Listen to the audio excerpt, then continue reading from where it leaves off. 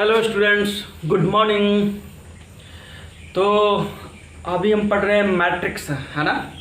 ठीक है, तो मैट्रिक्स का जो हमारा टॉपिक है, हमने काफ़ी सारे इसमें टॉपिक पढ़ चुके हैं और पिछले क्लासेस में हमने पढ़ा था क्या कैसे मैट्रिक्स का ट्रांसपोज निकालते हैं। ठीक है, सिमेट्रिक मैट्रिक्स क्या होता है, स्क्यू सिमेट्रिक मैट्रिक्स क्या होता है, ये सब हमने पिछले क्लासेस में देखा था। ठीक है, लेकिन आज के क्लासेस में हम क्या पढ़ने वाले हैं, हम पढ़ने वाले हैं मैट्रिक्स में जो एलिमेंट्री ट्रांसफॉर्मेशन होता है उसके बारे में। ठीक है, एलिमेंट्री ट्रांसफॉर्मेशन क्या होता है, ठीक है, वो देखना है हमें। और फिर उस एलिमेंट्री ट्रांसफॉर्मेशन के थ्रू हम ये सीखेंगे कि कैसे हम इन्वर्स निकालते हैं किसी भी मैट्रिक्स का। ठीक है, इन्वर्स कैसे निकालते हैं। ठीक है, तो पहले हम क्या देखते हैं, एलिमेंट्री ट्रांसफॉर्मेशन।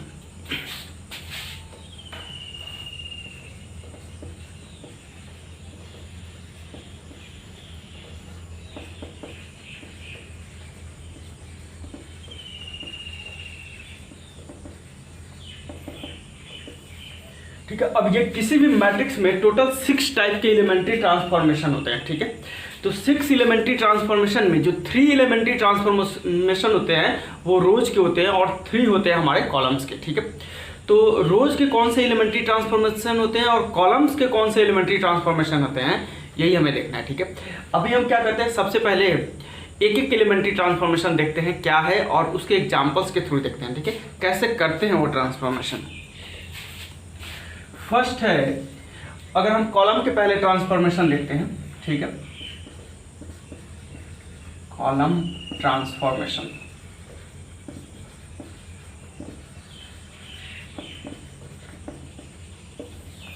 इसमें फर्स्ट है हमारा C I can be interchange with C J. ठीक है, यहाँ पे सी आई और सी जे एक दूसरे के साथ इंटरचेंज हो सकते हैं। ठीक है, ये जो साइन है यहाँ पे ये बता रहा है कि इंटरचेंज होना है। ठीक है, जैसे आप ऐसे कर सकते हो C1, फिर यहाँ पे C2, C3, फिर उसके बाद C5, ऐसे कर सकते हो।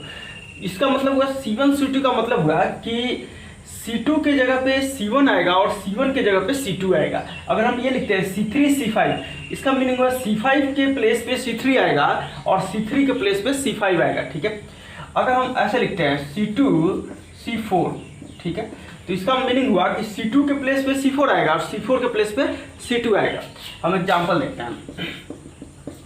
अगर हमारे पास कोई भी मैट्रिक्स है A इज इक्वल्स टू 2 3 5 7 1 0 1 7 8, ये हमारा A है। ठीक है, अब हमें क्या करना है, इसमें ट्रांसफॉर्मेशन करना है, एलिमेंट्री ट्रांसफॉर्मेशन। तो कैसे करेंगे हम ट्रांसफॉर्मेशन, ये है 2 3 5 7 1 0 1 7 8 और इसमें हमें ट्रांसफॉर्मेशन करना है।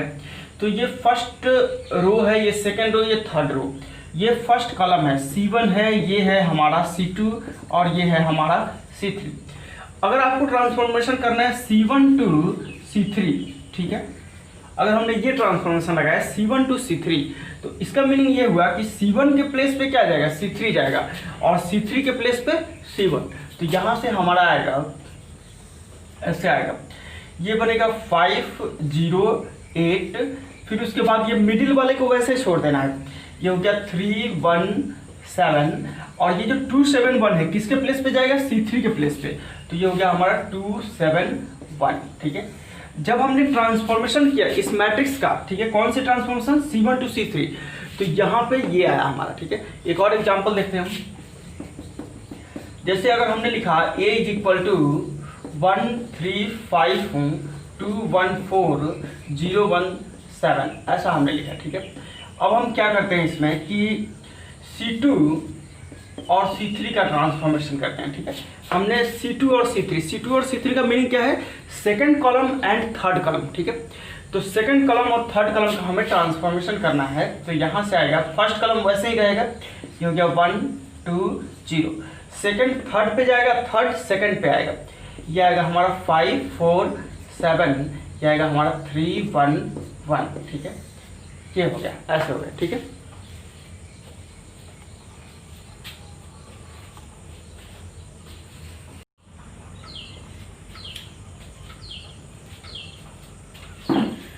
ठीक है, अब हमारा सेकेंड ट्रांसफॉर्मेशन है सी आई को हम लिख सकते हैं KCJ। के सी आई, ठीक है। सी आई को हम लिख सकते हैं के सी आई, ठीक है। तो इसका मतलब ये सिंगल साइड ट्रांसफॉर्मेशन है, ये ऐसा नहीं कि ये दोनों साइड ट्रांसफॉर्मेशन है। सी आई को हमने के सी आई लिखा, इसका मीनिंग ये है कि हम ऐसे ट्रांसफॉर्मेशन कर सकते हैं जिसमें जैसे अगर हमने लिखा C2 तो इसको हम लिख सकते हैं 2C2, या C3 इसको हम लिख सकते हैं 1/5 C3। मतलब उस कॉलम को हम किसी स्केलर से या किसी कांस्टेंट से मल्टीप्लाई करके लिख सकते हैं। अगर हम लिख सकते हैं C1 है तो C1 को लिख सकते हैं 5C1, C3 को हम लिख सकते हैं 1/7 C3, ठीक है। तो इस तरह से जो ट्रांसफॉर्मेशन होता है ये है हमारा CI को KCI, ठीक है। ये नोटेशन है CI to KCI, ठीक है। अब इसके एग्जांपल्स हम देखते हैं कैसे एग्जांपल है। जैसे आपके पास है ये मैट्रिक्स 2 3 5 7, ठीक है। ये 2/2 का मैट्रिक्स है, स्क्वायर मैट्रिक्स 2/2 का ये स्क्वायर मैट्रिक्स है। तो इसमें अगर हमें ट्रांसफॉर्म करना है C1 को 5C1 तो हम कैसे लिखेंगे, A = C1 को 5C1। तो ये C1 है, इसमें हम 5 से मल्टीप्लाई करते हैं तो ये हो गया 5 2 = 10, 5 5 = 25, ठीक है। और ये 3 और 7 को हमने वैसे ही रहने दिया, ठीक है। दूसरा एग्जाम्पल देखते हैं। अगर हमारे पास है 3 1 4 2 0 7 1 8 2, ठीक है। अब इसमें हमें ट्रांसफॉर्मेशन करना है, 3 1 4 2 0 7 1 8 2 है।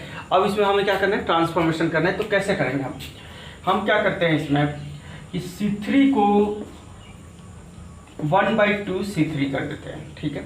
अब देखते हैं क्या आ रहा है। तो यहाँ से आएगा हमारा C3 को जब हम 1/2 C3 लिखेंगे तो C1 C2 को तो हमने कुछ नहीं लिखा, ठीक है। C1 C2 को वैसे रहने देना है। तो ये हो गया 3 1 4, फिर 2 0 7, ये हो गया 2 0 7। अब ये है हमारा, इसको हम 1/2 से करेंगे तो 1 है तो ये होगा हमारा 1/2, 8 है तो 8/2, ये हो गया हमारा 4, 2/2 ये हो गया हमारा 1, ठीक है। तो ये आ गया हमारा ट्रांसफॉर्मेशन जब हमने C3 को 1/2 C3 किया, ठीक है। एक और एग्जाम्पल देखते हैं। 2 0 0 5 है, ठीक है। अब हम क्या करते हैं इसमें C2 को 1/5 C2 करते हैं, ठीक है। तो यहाँ से आएगा हमारा 2 0। C1 को तो हमने कुछ नहीं किया तो C1 को 2 0 ही रहने दिया। अब C2 जो 0 5 है इसको हमने क्या किया, 1/5 C2 किया, ठीक है। तो 1/5 जब करेंगे तो 0/5 ये हो गया 0, 5/5 ये हो गया हमारा 1, तो ये हो गया 2 0 0 5, ठीक है।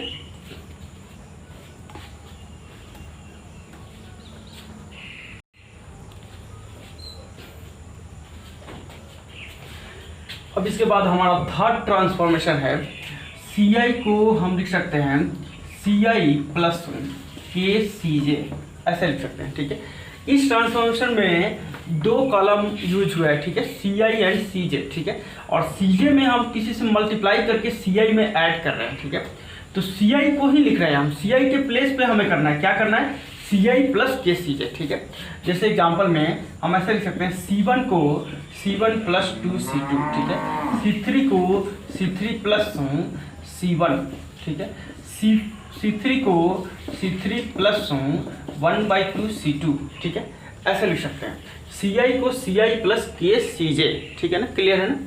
अब एग्जांपल देखते हैं। जैसे अगर हमारे पास है A = 2 1 5 0 1 2 7 1 3, ठीक है। ये 3/3 मैट्रिक्स है, 3/3 का स्क्वायर मैट्रिक्स है, ठीक है।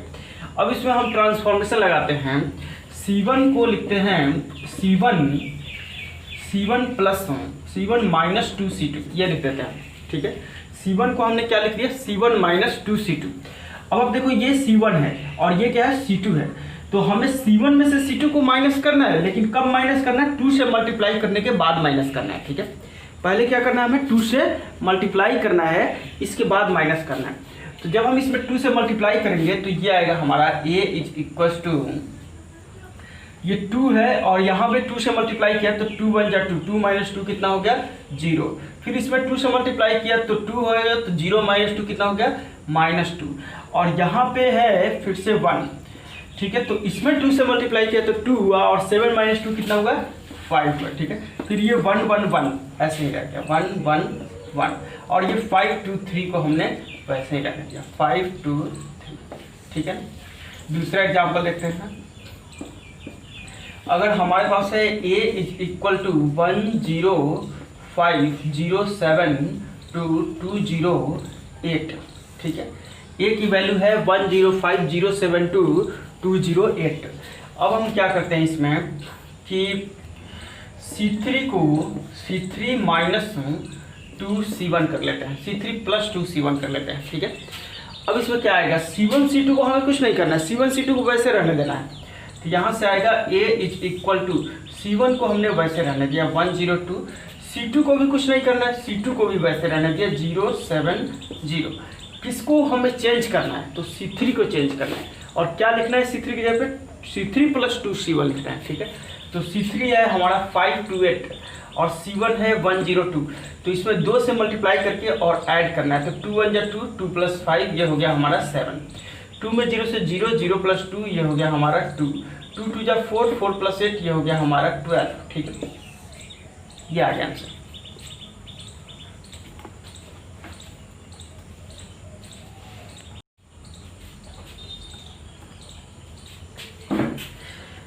ठीक है, तो अब हमने जो देखा था, अभी कॉलम ट्रांसफॉर्मेशन देखा था, अब हम देखते हैं रो ट्रांसफॉर्मेशन। रो ट्रांसफॉर्मेशन, ठीक है। ये जो रो ट्रांसफॉर्मेशन है ये भी 3 ट्रांसफॉर्मेशन है रो के फॉर्म में। फर्स्ट हो गया हमारा Ri को हम इंटरचेंज करते हैं विद Rj, ठीक है। Ri को हम Rj के साथ इंटरचेंज कर सकते हैं, ठीक है। जैसे R1 हुआ तो हम इसको R2 के साथ इंटरचेंज कर सकते हैं, R3 हुआ तो इसको हम R4 के साथ इंटरचेंज कर सकते हैं। किसी भी रो को हम किसी अदर रो के साथ इंटरचेंज कर सकते हैं, ठीक है। जैसे एग्जाम्पल में अगर हमारे पास है A125 203 314 ऐसा है, ये है हमारा A की वैल्यू, ठीक है। अब हम क्या करते हैं, इसमें R1 को इंटरचेंज कर रहे हैं विद R3, ठीक है।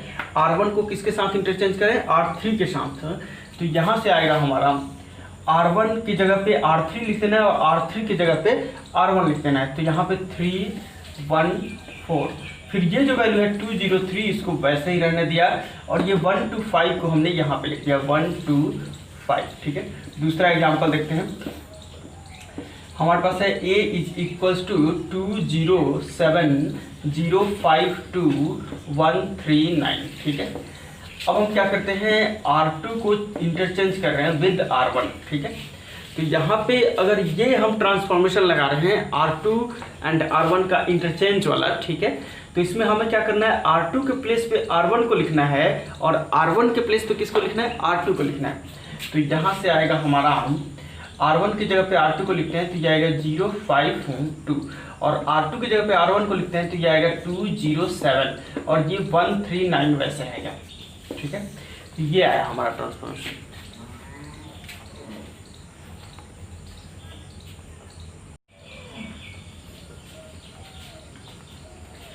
इसके बाद जो हमारा नेक्स्ट है वो है Ri को हम लिख सकते हैं KRI, ठीक है।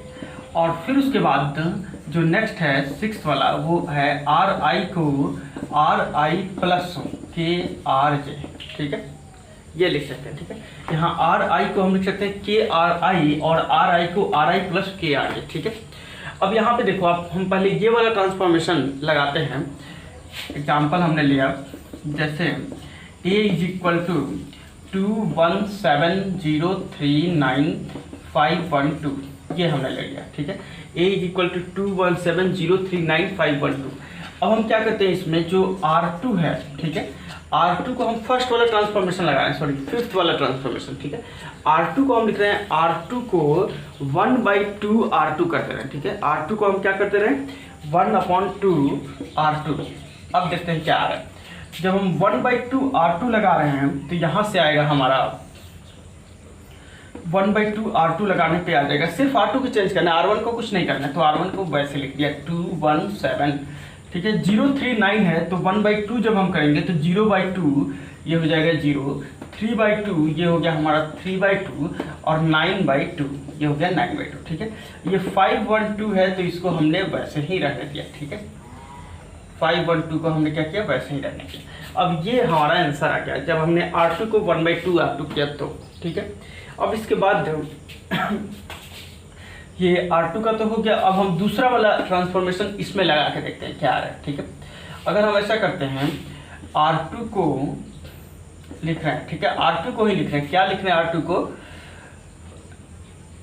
सॉरी R1 को लिख रहे हैं, R1 को लिख रहे हैं R1 + 2R2। ठीक है, हम R1 को यहाँ पे इंटरचेंज कर देना है। ठीक है, ये जो है रो आप R2 को भी लगा सकते थे, ऐसा नहीं कि R2 को नहीं लगा सकते थे। ठीक है, मैंने नहीं लगाया यहाँ पे, लेकिन जरूरी नहीं कि नहीं लगाएं, आपको मर्जी R1 पे लगा सकते हो या R3 पे लगा सकते हो, किसी पे भी लगा सकते हो। ठीक है, तो R1 पे जब हम लगा रहे हैं तो R1 + 2R2 ये लगा के देखते हैं क्या आ रहा है। कि R1 को चेंज करना है तो R1 को हम चेंज करते हैं, लेकिन कब चेंज करना है, क्या ऐड करना है, R2 में 2 से मल्टीप्लाई करने के बाद। तो जब R2 में 2 से मल्टीप्लाई करेंगे तो 0 में 2 से मल्टीप्लाई करेंगे तो क्या आएगा 0, और 0 + 2 कितना होगा 2। ठीक है, फिर 3/2 में 2 से मल्टीप्लाई करेंगे तो क्या आएगा 3, और 3 में 1 ऐड करेंगे तो क्या आएगा 4। 9/2 में 2 से मल्टीप्लाई करेंगे क्या आएगा 9, 9 में 7 ऐड करेंगे 16। ठीक है, फिर इसके बाद ये जो वैल्यू है 0, 3/2, 9/2 इसको वैसे रहने दिया। ठीक है, ये तो हो गया हमारा 2, 4, 16, ये 0, 3/2, 9/2 इसको हमने वैसे रहने दिया। ठीक है, अब ये 512 है, इसको भी हमने वैसे ही रहने दिया। ठीक है, इसको हमने वैसे ही रहने दिया। ठीक है, तो ये हमने दोनों ट्रांसफॉर्मेशन यहाँ पे यूज किया। ठीक है, अब इसके बाद जो नेक्स्ट क्वेश्चन करते हैं उसमें किसी रो के लिए कितने टोटल ट्रांसफॉर्मेशन 3 है और कॉलम के लिए कितने हैं 3 है। तो हम तीनों ट्रांसफॉर्मेशन लगा के देखते हैं कैसे लगाएंगे तीनों ट्रांसफॉर्मेशन। ठीक है,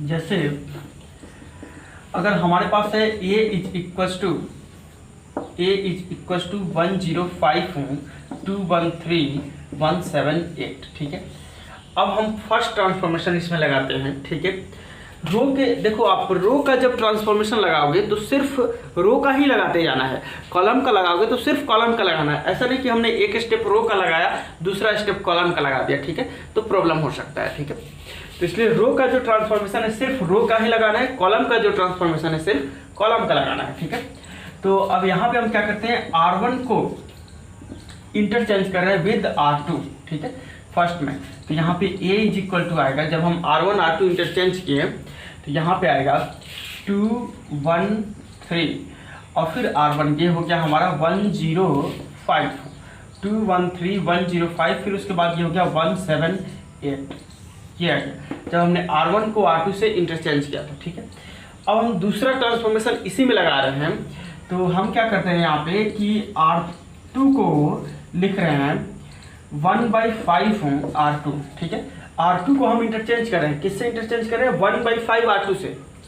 ठीक है, तो यहाँ पे आएगा हमारा a is equals to, R1 को हमने कुछ नहीं किया तो R1 को वैसे रहने देते हैं, ये हो गया 213 और R2 की जगह पे हम 1/5 R2 लिख रहे हैं, तो ये हो गया 1/5 0 और 5/5 ये हो गया 1, और R3 को भी कुछ नहीं किया तो R3 को वैसे रहने देते हैं, ये हो गया 178। ठीक है, ये आ गया हमारा।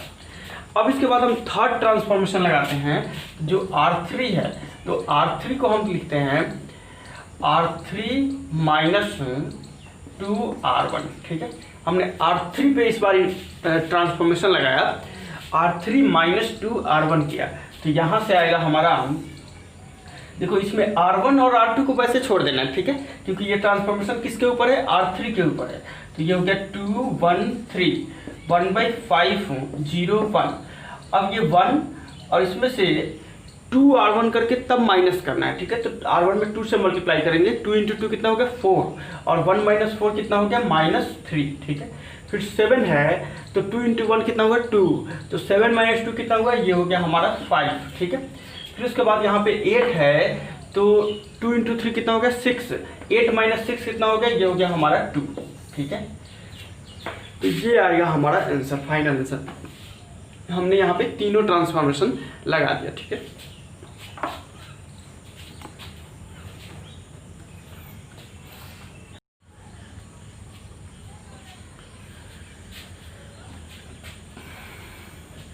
ठीक है। तो अब इसके बाद जो हमारा क्वेश्चन है इसमें टोटल 5 ट्रांसफॉर्मेशन हमें यूज करना है और मैट्रिक्स दिया हुआ है 207153312, ये 3/3 का मैट्रिक्स है। ठीक है, और इसमें हमें टोटल ट्रांसफॉर्मेशन कितने यूज करना है, 5। फर्स्ट में है C1 को इंटरचेंज करना है C3 से।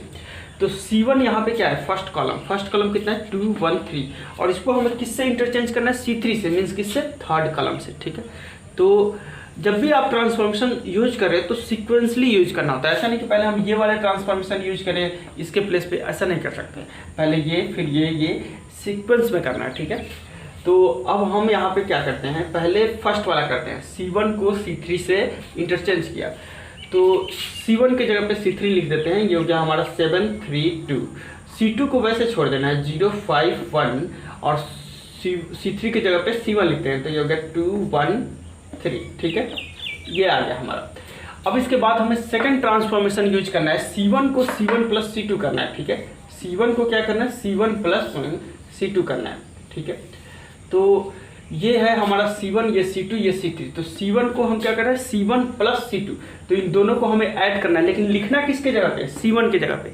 ये याद रखना है आपको, जब भी आप ये वाला ट्रांसफॉर्मेशन लगा रहे हो तो लिखना किसके जगह पे, C1 के जगह पे। ठीक है, और ऐड क्या करना है, C1 और C2 को। ठीक है, तो C1 और C2 को ऐड करते हैं। 7 + 0 कितना होगा, 7, और लिखा किसके जगह पे, C1 के जगह पे। 3 + 5 ये हो गया 8, 2 + 1 ये हो गया 3, और ये 0 5 1 को वैसे ही रहने दिया, 0 5 1। ठीक है, फिर C3 की जो वैल्यू है 2 1 3, इसको भी हमने वैसे ही रहने दिया। ठीक है, 2 1 3। अब C1 को C1 प्लस C2 तो कर दिया। अब इसके बाद थर्ड वाला है C3 को 1/2 C3। C3 को हमें इंटरचेंज करना है, क्या लिखना है, 1/2 C3, ये लिखना है थर्ड में। अब आप देखो C1 C2 C3, ये है ना हमारा C3। ठीक है, तो C3 को क्या लिखना है, 1/2 C3। इसका मतलब क्या, C1 और C2 को हमें कुछ नहीं करना है, C1 और C2 को वैसे रहने देना है। तो C1 को हमने रहने दिया 7 8 3, C2 को हमने लिख दिया 0 5 1, और C3 को हमने लिख दिया 1/2 C3। तो ये हो गया 2 × 1/2, 1 हो गया 1, फिर उसके बाद 1/2 करें तो ये 1/2 हो गया, 3 है तो 1/2 करें तो 3/2 हो गया। ठीक है, तो हमारा आंसर ये आ गया 7 0 1 8 5 1/2 और 3 1 3/2। ठीक है, ये थर्ड वाला पार्ट हो गया। इसके बाद फोर्थ है हमारा C1 को C1 - C3 करना है। ठीक है, इसके बाद हमें क्या करना है, C1 को C1 - C3 करना है। ठीक है, C1 को C1 - C3 करना है। अब हम कैसे करेंगे, तो C1 आप देखो कौन सा है, C1 मीन्स क्या, फर्स्ट कॉलम को क्या करना है, C1 - C3, और लिखना किसके जगह पे है, C1 के जगह पे लिखना है। तो ये आएगा हमारा 7 - 1, ये हो गया 6, फिर 8 - 1/2, तो ये हो गया 16, 8 2 16 - 1 15/2। ठीक है, फिर उसके बाद 3 - 3/2, 3 2 6 6 - 3, ये हो गया 3/2। ठीक है, अब इसके बाद C2 और C3 को इस ट्रांसफॉर्मेशन में कुछ भी नहीं करना था, तो C2 को वैसे छोड़ देंगे, C3 को भी वैसे छोड़ देंगे। तो ये हो गया 0, ये 5, ये 1, ये हो गया 1, फिर ये 1/2, और ये हो गया 3/2। ठीक है, ये आ गया हमारा आंसर। अब इसके बाद C1 को C1 - C3 हमने कर दिया। इसके बाद जो लास्ट ट्रांसफॉर्मेशन हमें यूज करना है वो है C2 को C2 प्लस C3, ये यूज करना है। C2 को हमें क्या लिखना है, C2 प्लस C3। तो C2 ये है, उसमें C3 को हमें ऐड करना है। तो यहाँ से आएगा हमारा 6 15/2, ये हो गया 3/2, और ये C2 है, C2 C3 ऐड होगा तो 0 + 1, ये हो गया 1, 5 + 1/2 11/2, 1 + 3/2 5/2, ये आ गया। ठीक है, और जो ये वाला पार्ट है इसको हम वैसे छोड़ देते हैं, क्योंकि C3 को हमें नहीं चेंज करना था, C2 को चेंज करना था। ये हो गया 1, ये 1/2, ये हो गया 3/2। ठीक है, अब ये हमारा फाइनल आंसर आएगा। ठीक है, जब हमने 5 ट्रांसफॉर्मेशन यूज कर दिया, तो यहाँ पे टोटल हमने 5 ट्रांसफॉर्मेशन यूज किया है।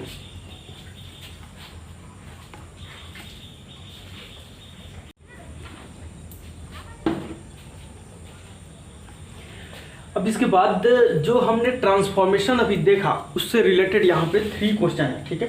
फर्स्ट में है ये 2/2 का स्क्वायर मैट्रिक्स है और ये C2 को C1 से इंटरचेंज करना है। सेकंड में C2 plus C1। Second question में है B इज इक्वल टू, ये दिया हुआ है हमें 3/3 का स्क्वायर मैट्रिक्स, और इसमें R1 को 1/2 R3, फिर R2 को 2 R1, फिर R3 को R3 प्लस 2 R2, ठीक है। ये 3 ट्रांसफॉर्मेशन यूज करना है। और थर्ड में C की वैल्यू हमें दिया हुआ है और C1 को C1 माइनस C2, C2 को 1/2 C2, C3 को C3 प्लस 2 C1, ठीक है। फिर उसके बाद C1 को C1 प्लस 5 C2 और फिर C2 को 1/2 C2, ठीक है। यहाँ पे 1/2 C2 2 बार दिया हुआ है, इसका मतलब ये नहीं कि एक बार ही यूज करना है, एक बार तो सेकंड ट्रांसफॉर्मेशन में यूज करना है और एक बार लास्ट ट्रांसफॉर्मेशन में यूज करना है, ठीक है। तो ये ट्रांसफॉर्मेशन से रिलेटेड क्वेश्चन है। इसके बाद हम इस टॉपिक के बाद नेक्स्ट क्लास में करेंगे इन्वर्स निकालना, कैसे ट्रांसफॉर्मेशन के यूज करके हम इन्वर्स निकालते हैं वो हम देखेंगे नेक्स्ट क्लास में, ठीक है। तो आज इतना ही रखते हैं, ठीक है, इतना ही करते हैं और इस क्वेश्चन को आप लोग कंप्लीट करो अभी, ठीक है। Okay, thank you.